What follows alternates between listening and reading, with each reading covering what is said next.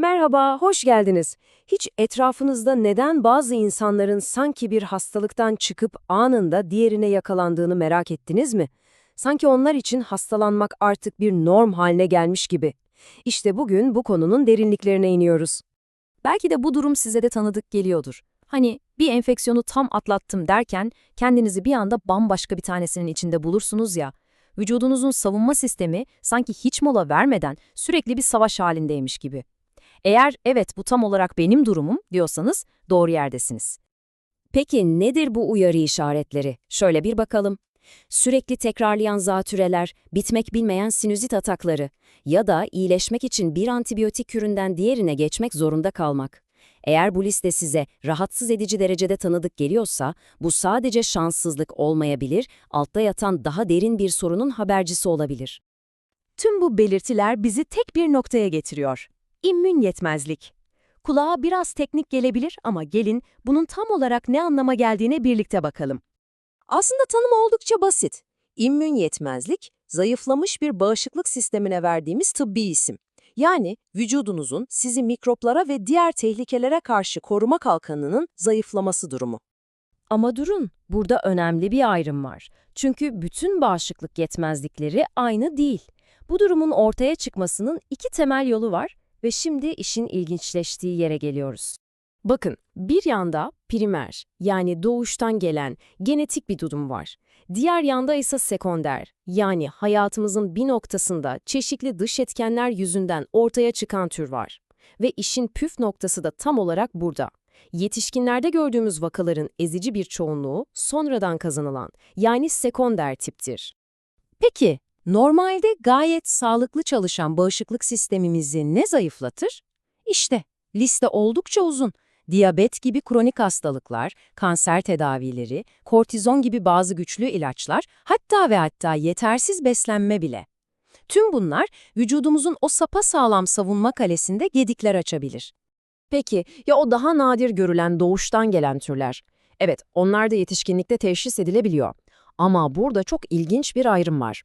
En sık görülen türle en sık belirti veren tür aynı şey değil.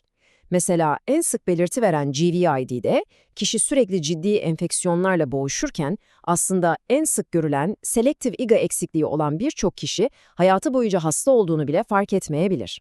Şimdi size primer immün yetmezliklerin ne kadar karmaşık olabileceğini anlatan çok güçlü bir benzetmeden bahsedeceğim, olimpiyat halkaları etkisi. Bu benzetme, konunun neden sadece sık sık enfeksiyon geçirmekten çok daha fazlası olduğunu anlamamıza yardımcı olacak.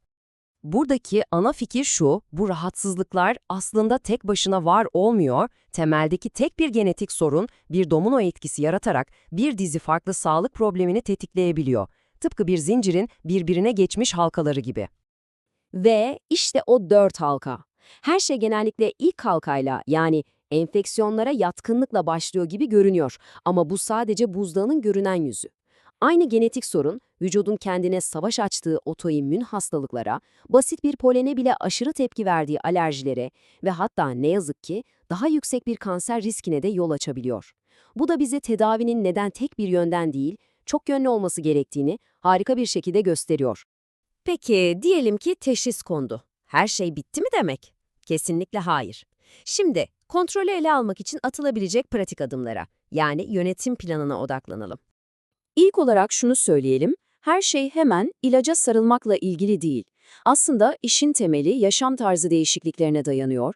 Kişiye özel bir aşı takvimi oluşturmak, hijyene normalden çok daha fazla özen göstermek ve tabii ki beslenmeyi ve sağlıklı alışkanlıkları optimize etmek tedavinin en temel yapı taşları. Tıbbi tarafta ise elimizde çok güçlü iki silah var. Bunlardan biri, adeta bir koruma kalkanı gibi enfeksiyonları daha başlamadan önlemek için sürekli ve düşük dozda antibiyotik kullanmak. Diğeri ise vücudun üretemediği o savaşçı proteinleri, yani antikorları dışarıdan hazır olarak takviye etmek. Tıpkı orduya taze asker göndermek gibi. Ve şimdi belki de bu konudaki en önemli noktaya geliyoruz. Her sürekli tekrarlayan enfeksiyon, bağışıklık sisteminizin çöktüğü anlamına mı gelir? Cevap kocaman bir hayır. Gelin şu yaygın yanılgıları bir netleştirelim.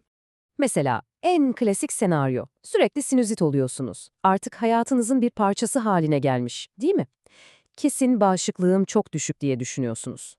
Ama durun, eğer enfeksiyonlar hep aynı yerde, mesela sadece sinüslerinizde tekrarlıyorsa, sorun genellikle vücudunuzun genel savunma sisteminde değil, o bölgeye özel anatomik bir problemde ya da lokal bir kronik iltihaplanmada olabilir. Peki ya bu durum? Bitmek bilmeyen bir öksürük, sürekli akan bir burun, nefes darlığı, bunlar da hemen zayıf bir bağışıklık sistemini akla getirir değil mi? Aslında bu belirtiler alerji ve astımın en klasik işaretleri.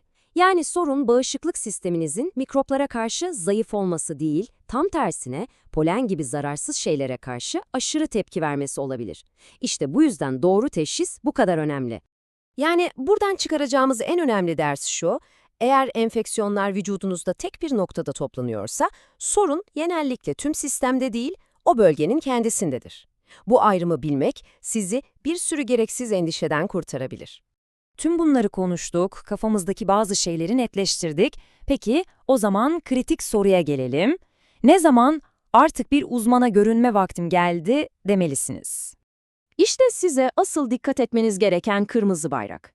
Eğer enfeksiyonlarınız vücudunuzun birbiriyle alakasız, farklı yerlerinde sürekli tekrarlıyorsa, yani hem zatüre oluyorsunuz, hem cildinizde apseler çıkıyor, hem de sinüzitiniz bir türlü geçmiyorsa, işte bu sistemik bir sorunun işareti olabilir ve bir uzmana danışmak için en güçlü nedendir. Ve sizi bu son soruyla baş başa bırakıyorum. Şöyle bir durup düşündüğünüzde, sağlık geçmişinizdeki o birbirinden bağımsız gibi görünen rahatsızlıkları birleştirdiğinizde, acaba gizli bir örüntü ortaya çıkabilir mi? Unutmayın, bazen doğru cevapları bulmak, doğru soruları sormakla başlar.